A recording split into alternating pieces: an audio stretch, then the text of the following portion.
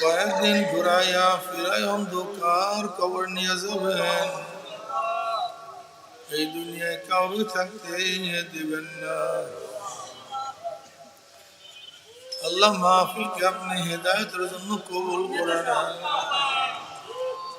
আমরা যারা মাহফিলে হাজির হইলাম, আপনার ওলি না বানাই এখানে কাউকে বিদায় দেন না। رب ارحمهما كما ربياني صغيرا. وصلى الله تعالى على خير خلقه محمد وآله وأصحابه وأزواجه وأتباعه أجمعين وارحمنا معهم برحمتك يا أرحم الراحمين. السلام عليكم ورحمة الله وبركاته. আমরা একটু পিছনে গেলে মানুষগুলো হেসান, একটু পিছনে যাই, পিছনে জায়গা আছে, মানুষগুলো একটু হেসান। ওগুলো সামনে নামায় দাও, নিচে নামায় দাও, ওগুলো নিচে নামায় দেন। এটা লাগবেই না, বাস ওই কি আছে তোমার, এই দুটো বন্ধ করে দাও। ওই সাউন্ড বক্স চলবে, ওই সাউন্ড বক্স চালাইলে হবে, এগুলো বন্ধ করে দাও। আলহামদুলিল্লাহ, আলহামদুলিল্লাহ নাহমাদুহু ওয়া নাস্তাঈনুহু ওয়া নাস্তাগফিরুহু ওয়া নাউযু বিল্লাহি মিন শুরুরি আনফুসিনা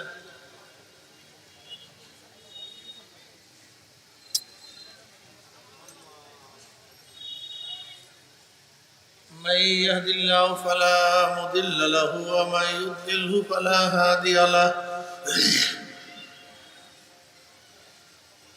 ونشهد أن لا إله إلا الله وحده لا شريك له.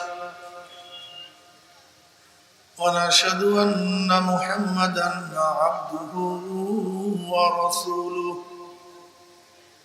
أما بعد، فأعوذ بالله من الشيطان الرجيم.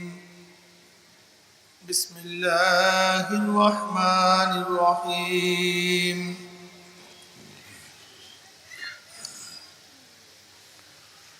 يا أيها الذين آمنوا صلوا عليه وسلموا تسليما.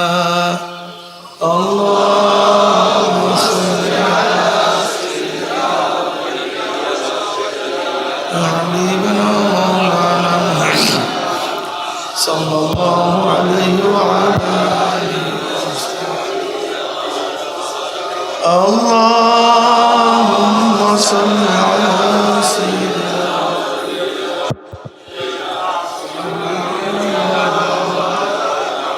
صلى الله عليه وسلم. اللهم صل على حبيبنا مولانا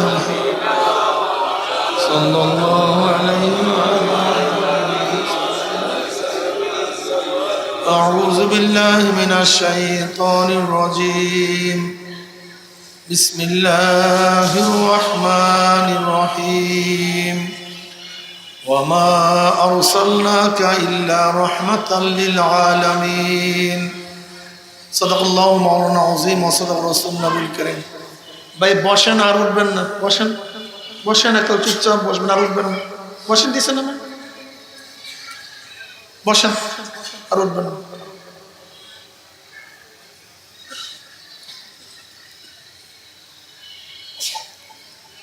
আল্লাহ পাকের বান্দা জনাব মুহাম্মদ রাসূলুল্লাহ সাল্লাল্লাহু আলাইহি ওয়াসাল্লামের উম্মতগণ,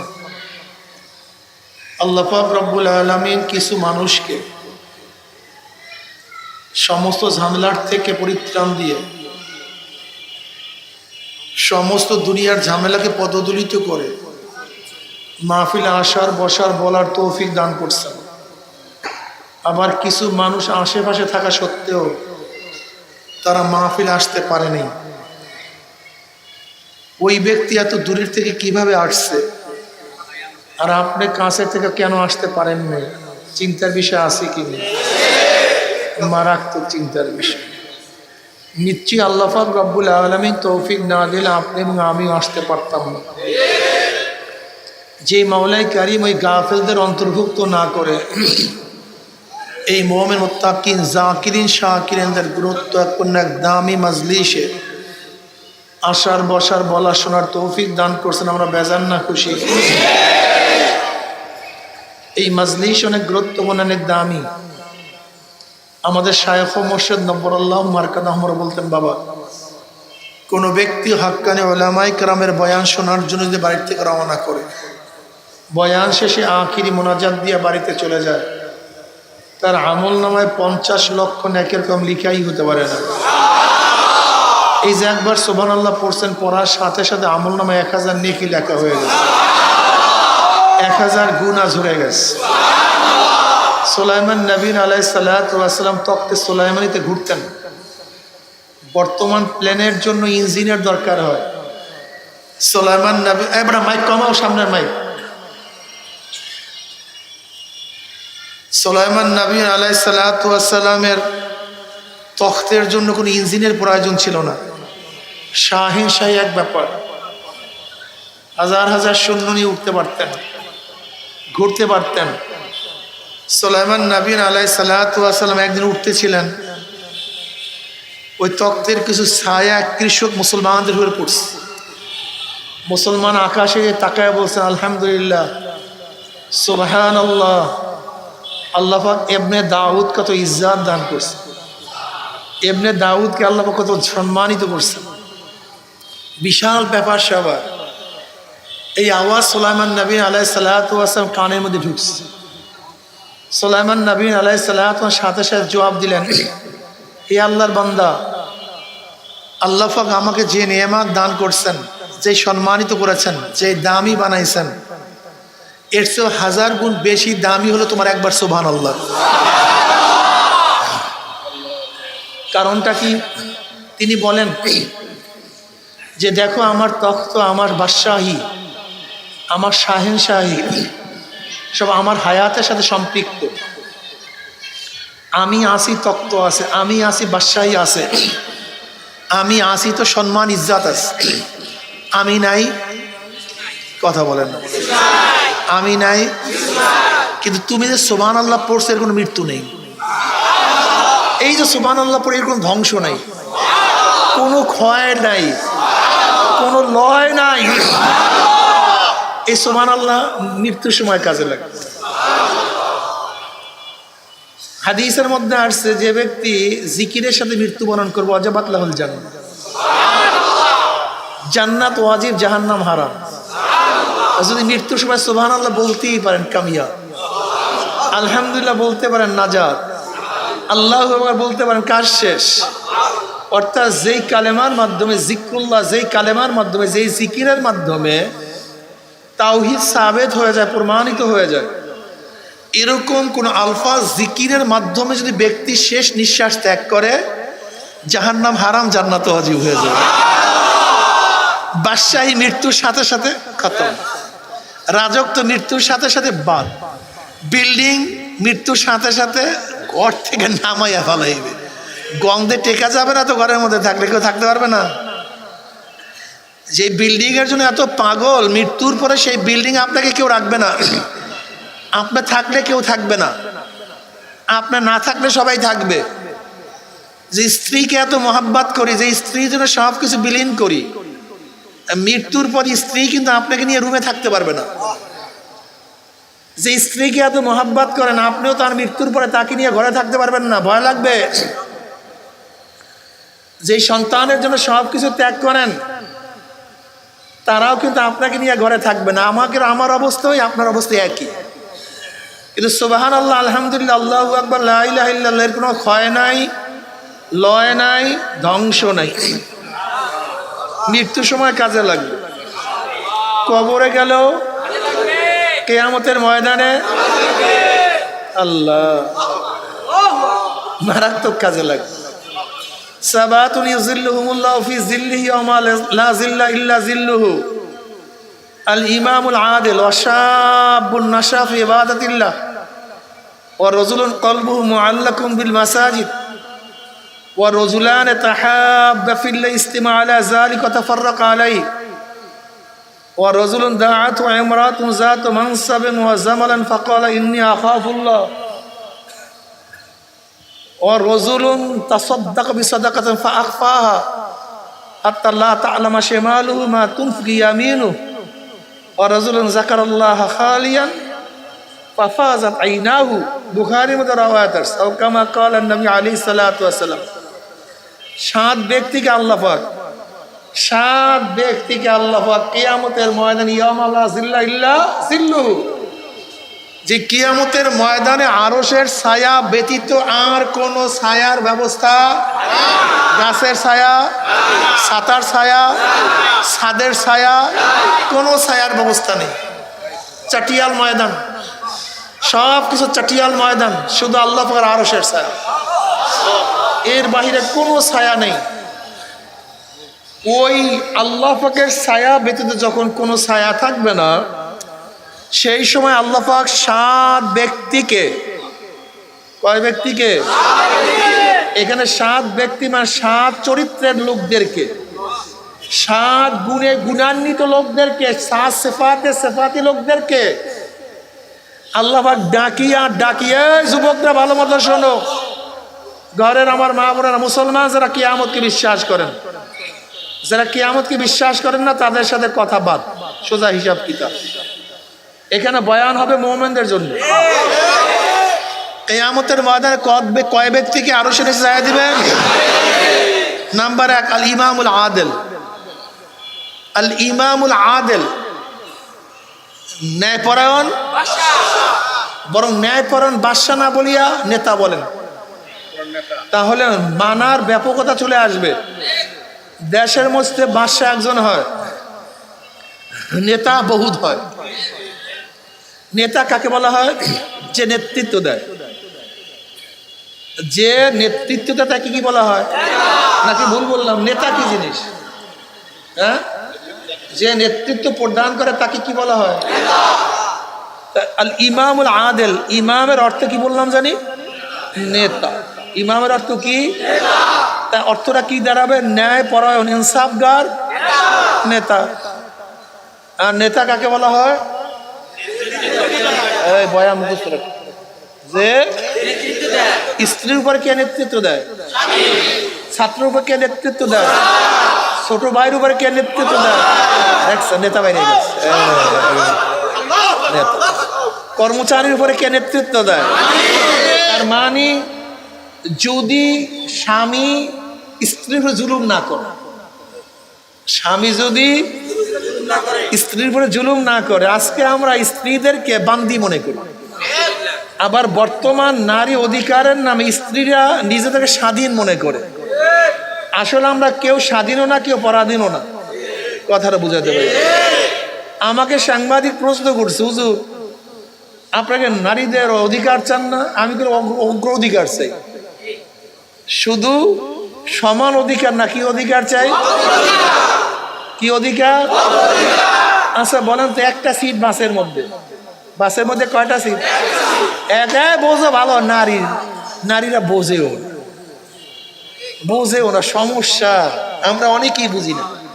বাসের মধ্যে কয়টা সিট? একজন পুরুষ একজন মহিলা। যদি সমান অধিকার হয় তাহলে কি হবে? যদি ছেলে হয় তা মারামারি করে প্রথম নিজে বসবে, তোর অধিকার দেখি কেনা মারামারি হয়েছে। কিন্তু অগ্রাধিকার মানে কথা কয় না। এখানে আমরা কি করি? পুরুষটা দাঁড়ায় থাকে, মহিলা থেকে অগ্রাধিকার দিয়ে। দেখবেন স্বামী স্ত্রী বেড়াতে যায়, স্ত্রীর বাড়িতে, শ্বশুর বাড়িতে জামাই যাইতেছে, অনেক গেটে গাঠি বস্তা। আচ্ছা বলেন তো, দেখেন তো গাঠি বস্তাগুলি কার কাঁধে থাকে? কথা কয় না। এখানে বোঝা টানার ব্যাপারে পুরুষরা নিজেদেরকে সম অধিকার মনে করে না। সম অধিকার হলে কি হইতো? তুমি অর্ধেক, তুমি অর্ধেক, আমি অর্ধেক। কিন্তু এখন অগ্রাধিকার দিস। মেয়েকে কি বললাম, স্ত্রীকে কি বললাম, আমার কাছে দাও সব গাঠটি, তুমি একা একা হাঁটো। কি দিছি? বেয়াকুবগুলা সম অধিকার। 2 মণ না বস্তা, ঘরের মধ্যে আছে চাল 2 মণ ওজন। এখন এটা মাথায় কে নেয়? না স্ত্রীর মাথা চাপাইয়া দিয়েছে? এই বোঝা টানার ব্যাপারে, কষ্টের ব্যাপারে আমরা আমাদের মেয়েদেরকে সম অধিকার দেই না, বরং বোঝা বহনের ব্যাপারে আমরা আমাদের অধিকারকে প্রতিষ্ঠিত করি, আর আমার মা বোনদেরকে অগ্রাধিকার দিয়ে দেয়। কোনো কষ্ট নেই, ফ্রি থাকো, কোনো কষ্ট নেই। আসানি এক কথায় কোনো বোঝার কাম, কষ্টের কাম আমরা দেই না। আচ্ছা বলেন, বস্তা টানা বেশি কষ্ট না নেতৃত্ব বড় কষ্ট?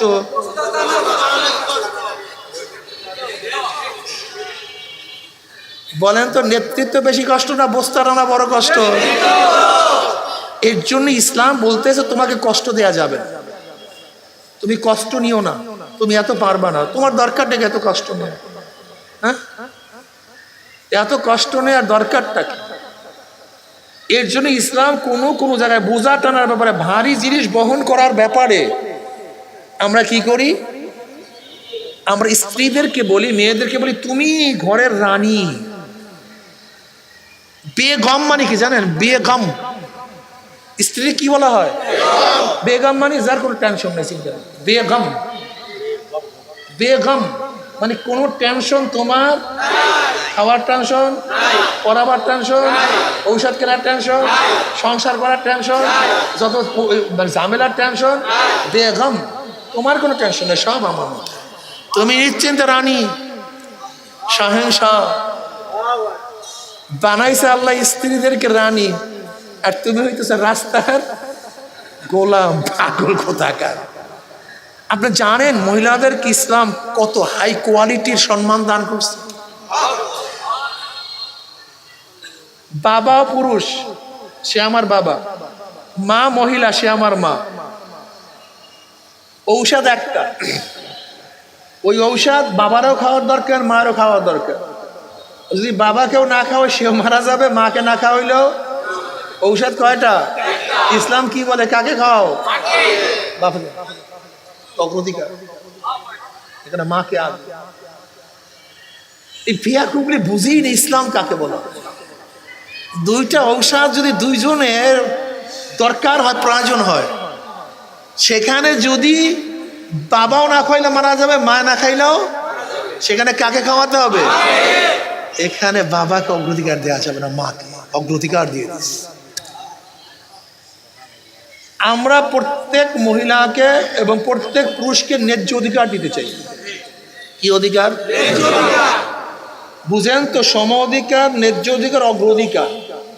তাই ন্যায্য অধিকার যদি প্রতিষ্ঠিত হয়, সব জায়গায় কাজ শেষ। ন্যায্য অধিকার, আমার স্ত্রীও মেয়ে, আমার মেয়েও মেয়ে, আমার ফুফিও, আমার বোনও, আমার মাও। এখন সম করবেন কিভাবে? কত সম করবা কিভাবে? এর লেভেলটাকে সমান করবেন কিভাবে? হ্যাঁ, এখন কি করতে হবে? কথা বলেন। ন্যায্য অধিকার, মায়ের অধিকার মাকে দিতে হবে, বোনের অধিকার বোনকে দিতে হবে, মেয়ের অধিকার মেয়েকে দিতে, স্ত্রীর অধিকারকে, বাস ন্যায্য অধিকার। কি দরকার আছে কি নেই? আসলে সমস্যাটা কি? আমাদের দেশে শুধু কুলাঙ্গার, অসভ্য। যেরকম একজন গাঁজাখোর চায় আর একটা গাঁজাখোর বারু, একটা মদখোর চায় আর একটা মদখোর, একটা চোর চায় আমার সাথী আর একজন বেশি হোক। নাকি ভাই ভুল বললাম নাকি? হ্যাঁ, ঠিক। কুলাঙ্গাররাও চায় কুলাঙ্গাররা বারুক, কুলাঙ্গাররাও চায় কুলাঙ্গাররা বারুক। আর আমরা যারা ইসলাম অনুযায়ী চলতে চাই, আমরাও চাই কুলাঙ্গাররা কমুক। বাড়তে দেওয়া যায় না, ধ্বংস করে ফেলবে। ধ্বংস হইতে হইতে এখন অবস্থাটা কি হয়েছে? পাশ্চাত্য দেশের অবস্থাটা কি হয়েছে? আসলে এদের বলছি না উঠবানার, বলছি নামাও আর উঠো বানা, খবরটা আর না, আর উঠাবা না, খবর।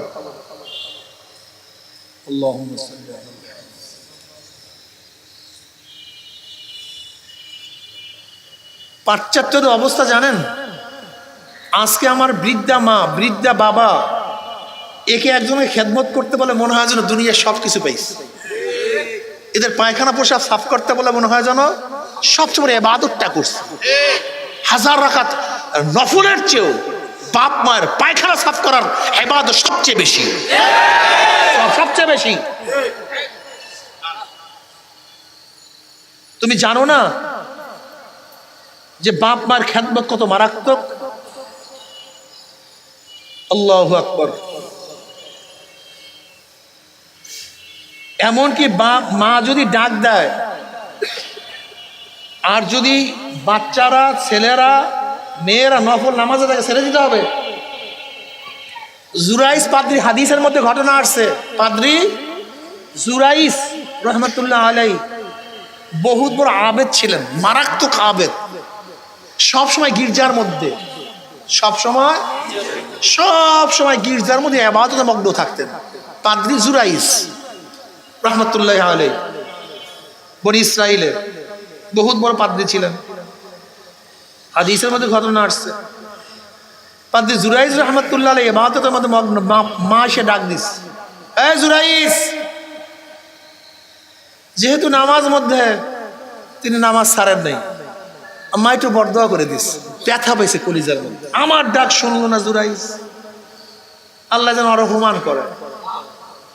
বরদোয়া করতে দেরি আর কবুল হইতে দেরি হয় না। বাপ মার সাথে বেয়াদবি করবা না। আমার সমস্ত যুবকদেরকে অনুরোধ করবো, আমার মাদেরকে অনুরোধ করবো, বাপ মার সাথে বেয়াদবি। এই ঘটনা শোনো, হাদিসের গল্প, এটা কোনো কিরসা কাহিনী না, মারাত্মক ঘটনা। যেহেতু নফল নামাজরত অবস্থায় পাপ কাজে লিপ্ত ছিলেন না, ইবাদতে মগ্ন ছিলেন। মা ডাক দিছে, শোনে নাই, মায়ের কলিজার মধ্যে ব্যথা লাগছে।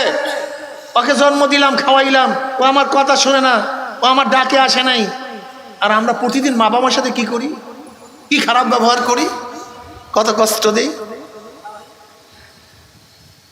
বরদোয়া কবুল হয়ে গেছে সাথে সাথে। এর মধ্যে এক কুলটা মহিলা, খারাপ চরিত্রের মহিলা বাহিরে আসছে। তার সাথে এক কৃষক অপকর্ম করছে। অপকর্ম করার কারণে তার গর্ভের মধ্যে বাচ্চা আসছে। বাদশা ডাকছে বিচারের জন্য। মহিলাকে প্রশ্ন করছে, বাচ্চা কার? বলে পাদ্রী জুরাইস। এই বাচ্চার বাবা পাদ্রী জুরাইস। বাদশা হুকুম দিয়েছে সৈনিকদের, যাও ধরিয়ে নিয়ে আসো, যাও অ্যারেস্ট করো। সৈন্যরা গিয়া দেখে সে নামাজরত অবস্থায় আছে। বলো ভণ্ড, আকাম কুকাম করো, গর্ব অবিবাহিত অবস্থায় গর্ভ ধারণ করাও, আর এখন ইবাদতের মধ্যে মগ্ন, ইসলামের জায়গা পাও না। বাস কিরজা ভাঙ্গিয়া চুরমার করিয়া অ্যারেস্ট করে নিয়ে গেছে। পাদ্রী জুরাইস কিছুই জানে না, ঘটনা কি তার কোনো খবরই নেই। এখন জুরাইস বলছে, ঘটনা কি, কি হয়েছে? আপনার ডাকছেন কেন, বলাইছেন কেন, এরকম করতেছেন কেন, অপমান করতেছেন, অপদাস্ত করতেছেন কেন? সে তো জানিই না কিছু। জানো না কিছু? না, কিচ্ছুই তো জানি না। মহিলাকে নিয়ে আসছে, এই মহিলার পেটে বাচ্চা, তোর বাচ্চা? না, আমি জানি না কিছু, মিথ্যা বলো। জুরাইস বুঝতে পারছে মায়ের বরদোয়া কাজে লাগছে, মায়ের বরদোয়া কবুল হয়ে গেছে। ও বুঝতে পারছে কলব তো পরিষ্কার। কলব কি সাথে সাথে ধরা পড়ছে। তোমার আমার কলবে ধরা পড়বে না বেয়াকুব। রশিদ আহমদ গঙ্গুই রহমতুল্লাহ আলাই, কুতুবুল আলম রশিদ আহমদ গঙ্গুই রহমতুল্লাহ আলাই একদিন ডাইন পাও দিয়া বাথরুমে ঢুকছে। বাথরুমে ঢোকার সুন্নাত নিয়ম কি? তিনি ঢুকছেন, সুন্নাতের খেলাফ হয়ে গেছে, কলব বন্ধ। আর তুমি আমি হাজার হারাম কাম করি, 24 ঘন্টা হারাম কাম করি। কাল হুজুর আমাদের কলব তো তাজাই গেছে, আমাদের কলব তো। তোমার আমার কলবের অবস্থা কি জানো? রানী বিবির উজু ভঙ্গের মতো। রানী বিবি একজন কুলটা মহিলা, পতিতা। সে এক মক্তবের কাছ থেকে যাইতেছে। তা মক্তবের মধ্যে ওস্তাদ পড়াইতেছে উজু ভঙ্গের কারণ। কি ভঙ্গের কারণ? উজু ভঙ্গের অনেকগুলি কারণ আছে না? এর মধ্যে একটা কারণ হলো পিছন থেকে যদি বাতাস বের হয় তাহলে উজু কি হয়ে যায়? তা রানী বিবি শুনছে যে পিছন থেকে বাতাস বের হলে উজু থাকে না, এখন সে খিলখিলে বলে আমি 30 বছর আগে উজু করছি, আজ পর্যন্ত উজু আমার ভাঙ্গে না, আর ওনার একটু বাতাস বেরিয়ে উজু ভেঙে গেছে।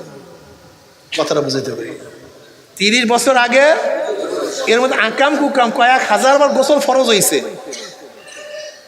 কিন্তু তার উজু এখন পর্যন্ত কি হয় নাই? উজু ভাঙ্গে না। আমাদের দেশে বহু লিডারদের ইমানের অবস্থা এরকম, কথায় কথায় বেঈমান হয়ে যায় কিন্তু তাদের ইমান যায় না। রানী বিবির উজু এত শক্ত উজু, গোসল ফরজ হইল, উজু ফরজ হয় না। উজু কথাটা বুঝাইতে পারি। আমাদের দেশের বহু লিডারদের কথায় কথায় ইমান চলিয়া গেল, কি বলে যে কোরআন সুন্নাহ শরিয়াতি আইন আমি চাই না, শরিয়াতি আইনে বিশ্বাস করি না। ওলামায়ে কেরাম কি বলেন? ইমান আছে, হ্যাঁ, কিন্তু এই 14,000 বার ইমান গেল, তাদের ইমান মজবুত।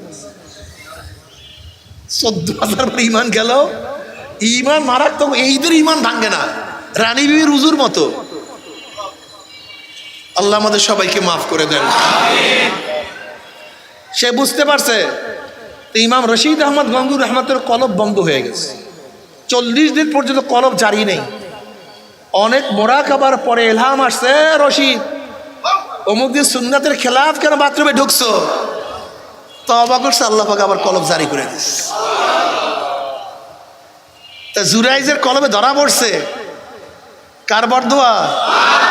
তোমার আমার কলবে ধরা। প্রতিদিন বেয়াদবি করো, চরম বেয়াদবি করো, প্রতিদিন মার সাথে তর্ক বিতর্ক করো, কান দাও মাকে, বাবাকে কান দাও প্রতিদিন। আমি তো ঠিকই আছি, আমার তো চুল আলফেট ঠিকই আছে, আমি গাঁজা তো ঠিক মতো টানতে আছি, কোনো অসুবিধা তো হয় না। ফেন্সিডিলের বোতল তো একটার পর একটা মারতেই আছে, কোনো টেনশন নাই।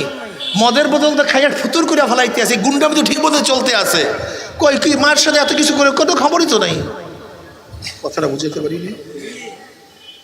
অপেক্ষা করো, সময় আসতেছে। জুরাইস বলতেছেন বাদশাকে, আমাকে একটু সময় দেন, মার কাছে যেতে হবে, এরপরে আমি বলবো সব কিছু। তো যা, অনুমতি দিলাম। মার কাছে গিয়ে বলে, মা বরদোয়া করছেন, তোমার পোলার অবস্থা খারাপ, আল্লাহর কাছে কইয়া দাও, আমি তওবা করতেছি। এবার মাও খুব ঘাবড়ায় গেছে। মা বলছে, আমার কারণে তোমাকে যদি আল্লাহ পাক এরকম পরীক্ষার সম্মুখীন করে, আমি আল্লাহর কাছে দোয়া করতে, আল্লাহ যেন তোমার হেফাজত করেন। ওই দোয়া কবুল হয়ে গেছে।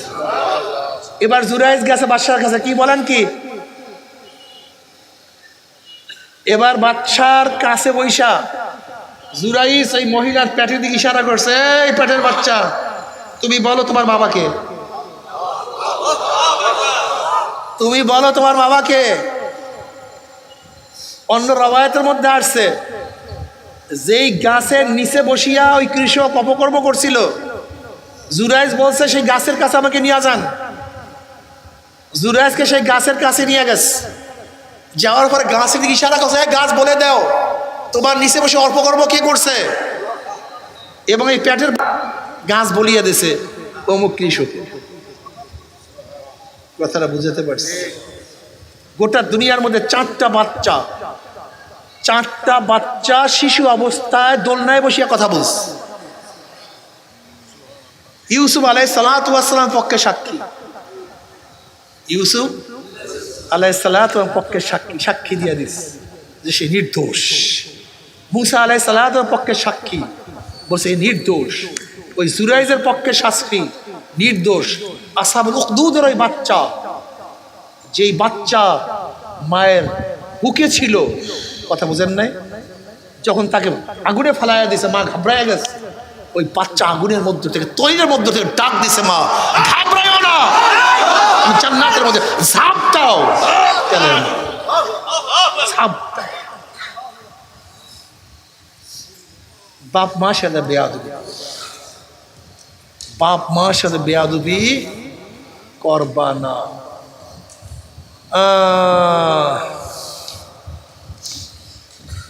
বাপ মা খুবই দামি, যেটা বলতেছিলাম, মাদের কত দাম আমার মাওলানা বানায় দিছে। বাপ মাকে আমার মাওলা কত দামি বানায় দিছে।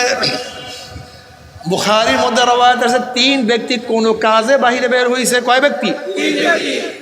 হঠাৎ ঝড় বৃষ্টি শুরু হয়ে গেছে, তারা পাহাড়ের কোন গুহার মধ্যে পলায় গেছে। আল্লাহ পাকের কি কুদরত, গুহার উপরে একটা বড় ভারী পাথর পড়িয়া গেছে, বড় ভারী পাথর পড়িয়া গেছে, যা অতিক্রম করিয়া বের হওয়ার কোনো সম্ভাবনা তাদের মধ্যে নাই।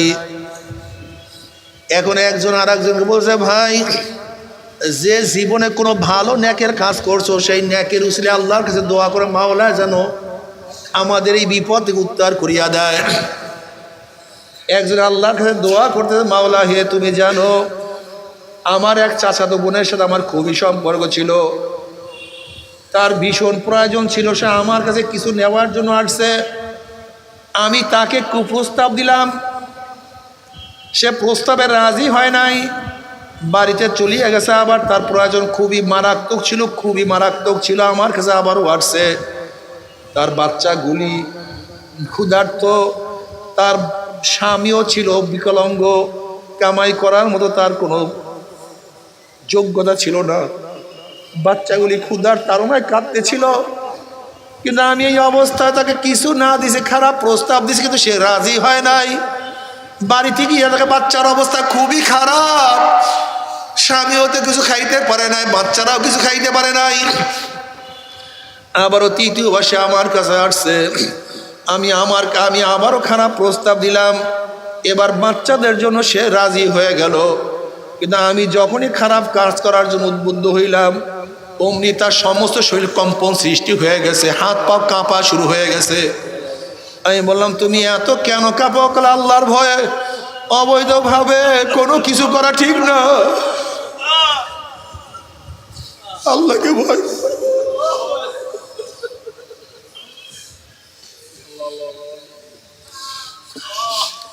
মাওলা হে, সেদিকে তোমার ভয় আমি অপকর্মের থেকে নিজেকে চিহ্নিত করেছি, যদি তোমার জন্যই আমি কাজ করিয়া থাকি তাহলে এই বিপদ থেকে আমাকে উদ্ধার করো। অমনি পাথরে কিছু গুহার কিছু অংশ ফাঁক হয়ে গেছে। আর একজন বলছে, মাওলা তুমি জানো আমি 2 জন লোক নিছিলাম, একজন ভোরের থেকে তাকে নিছিলাম, সে ভোরের থেকে কাজ শুরু করছে, আমি তার জন্য একটা মূল্য নির্ধারণ করছি। আর এক ব্যক্তি দুপুরে আসছে, দুপুরের থেকে কাজ শুরু করছে, আমি বিকালবেলা উভয়কে সমান সমান উজরাত দিয়া দিলাম। কিন্তু যেই ব্যক্তি ভোরের থেকে কাজ শুরু করছে সে বলছে সে তো দুপুরের পরে আসছে, আমি কাজ বেশি করছি, তাকে কেন বেশি উজরাত দেওয়া হলো? আমি উজরাত নেব না, আমি প্রতিদান নেব না।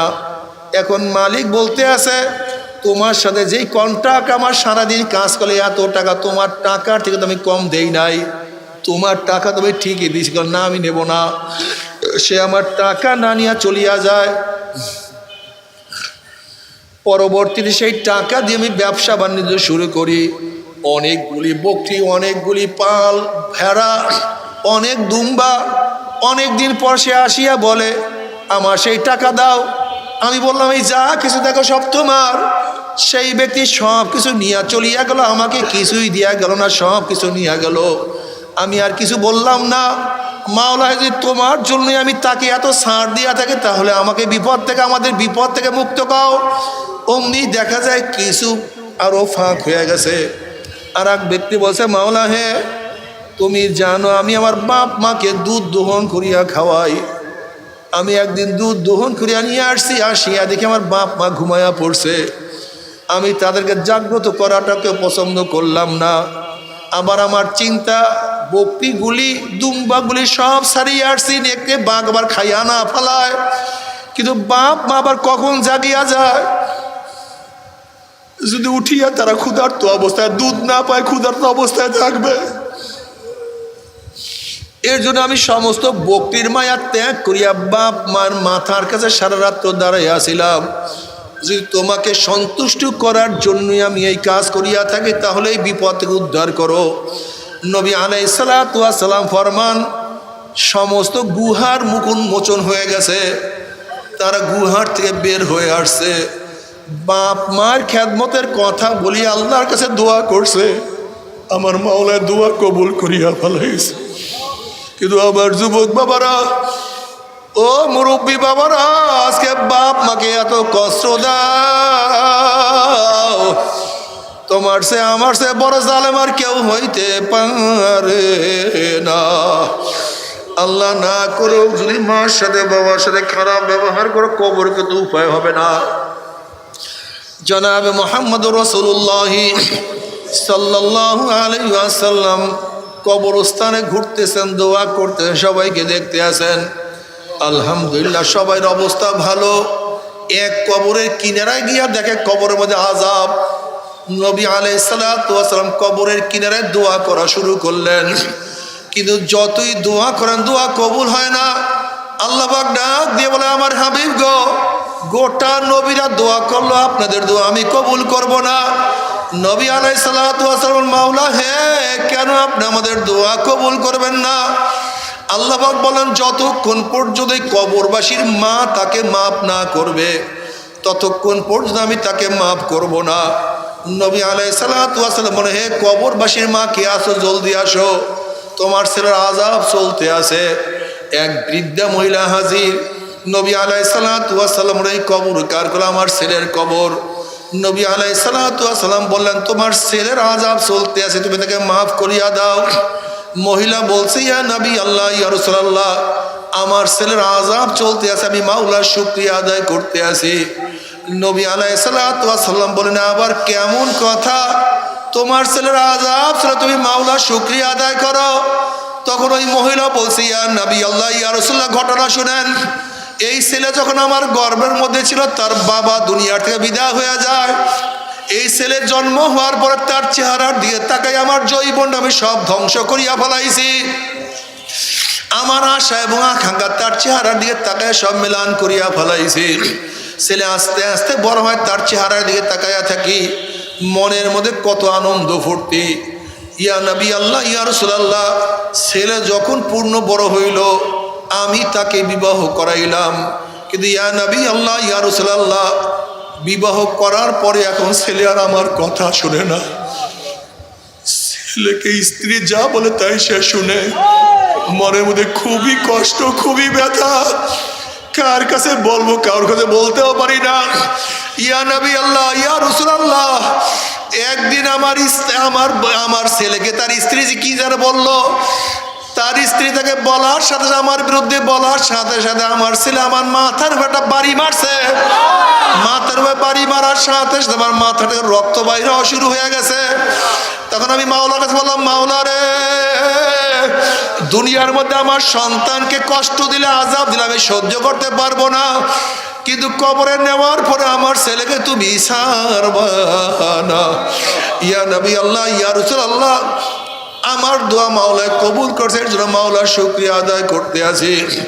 এবার নবী আলাইহিস সালাতু ওয়াস সালাম আল্লাহর কাছে বললেন, মাওলা হে, যতক্ষণ পর্যন্ত এই মহিলা তার ছেলের আযাব না দেখবে ততক্ষণ পর্যন্ত তার ছেলেকে সে মাফ করবে না। আপনার আযাব দেখার ব্যবস্থা করেন। যখন এই মহিলা তার ছেলের আযাব দেখা শুরু করছে, এবার মহিলা লাফায় আর চিল্লার বলি, ইয়া নবী আল্লাহ, আমি আমার ছেলেকে মাফ করিয়া দিলাম, মাফ করিয়া দিলাম, এই আযাব তো কেউ সহ্য করতে পারে না। ইয়া নবী আল্লাহ, ইয়া রাসূলুল্লাহ, আমার ছেলের শরীরের সমস্ত চামড়া খুলিয়া ফেলানো হয়েছে। ইয়া নবী আল্লাহ, ইয়া রাসূলুল্লাহ, কবরটা সব আগুনে ভরিয়া গেছে। সেই শরীরের উপর আবার গুর্জের বাড়ি।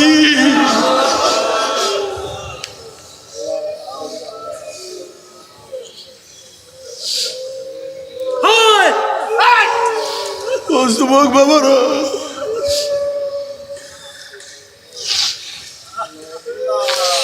ও আমার মুরব্বী বাবারা, ও আমার পর্দালা মা বোনেরা,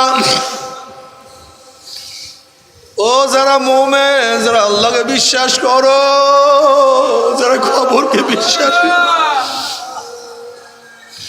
ये बारात का जहाँ है तमाशा नहीं বাবারে।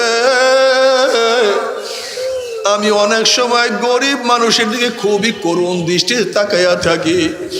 ওরে রিক্সাওয়ালা ভাই, ওরে ঠেলাওয়ালা ভাই, ওরে শ্রমিক, সারাদিন রোদের মধ্যে কাজ করতে করতে পিঠটাকে কালো বানাইয়া ফেলাইছো। দুনিয়াতে আনন্দ ফুর্তি করতে পারো না, আবার কবরে গিয়া যদি গুর্জের বাড়ি শুরু হইয়া যায়, ওরে বদনসিব, তোর চেয়ে বড় কপাল পরার কেউ হইতে পারে না।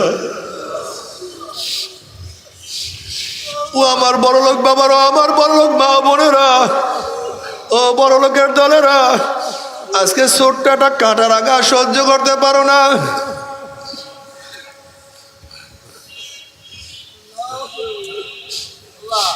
আজকে এসি ছাড়া থাকতে পারো, আজকে খালি পায়ে হাঁটতে পারো না, পায়ের মধ্যে ব্যথা লাগে,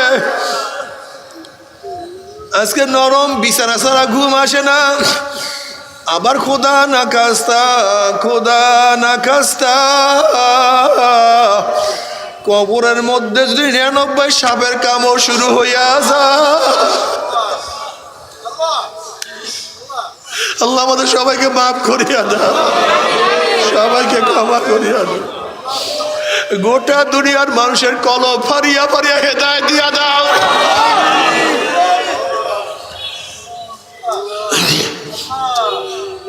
ও চরমনার মুজাহিদরা, তোমরা কি জানো না নবী রাসূলগণ দুনিয়াতে কেন আসছেন?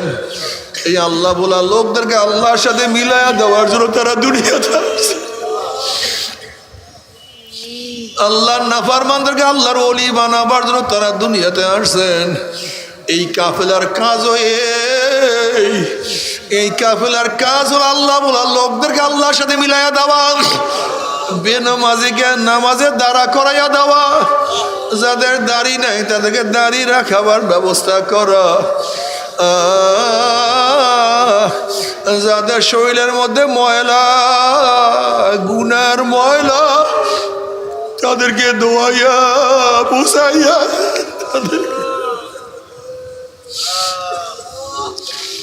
জুয়ার আড্ডার থেকে উঠাইয়া, মদের আড্ডার থেকে উঠাইয়া আল্লাহ ওয়ালাদের সাথে মিলাইয়া দেওয়া, আমার মাওলার সাথে মিলাইয়া দেওয়া।